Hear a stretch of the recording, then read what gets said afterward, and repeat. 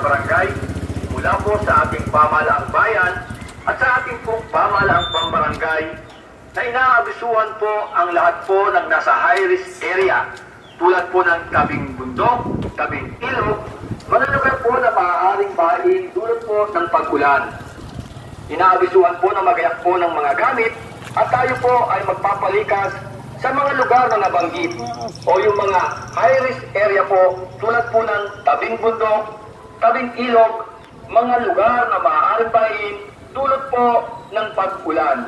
Muli po, ngayon pong araw na ito, inuulit po namin na magpapalikas po tayo sa mga high-risk area po tulad po ng tabing bundok, tabing ilog, mga lugar po na maaaring bahain dulot po ng pag-ulan. Muli, maging listo at handa po tayo, mga kabarangay. Ito po ay isang anunsyo mula po sa ating pamahalaang bayan sa panguna po ng ating butihing Mayora Aurora Guzman Taay at sa ating pong pamahalaang pambarangay sa panguna po ng ating butihing kapitan Carlos Campo. Muli, isang magandang umaga, maging listo at handang kabarangay.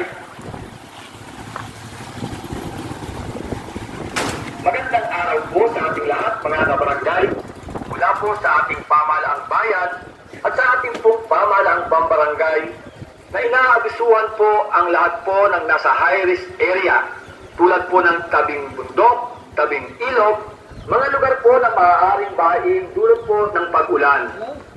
Inaabisuhan po na magayak po ng mga gamit at tayo po ay magpapalikas sa mga lugar na nabanggit o yung mga high-risk area po tulad po ng tabing bundok, tabing ilog, mga lugar na maaaring bahain dulot po ng pag-ulan.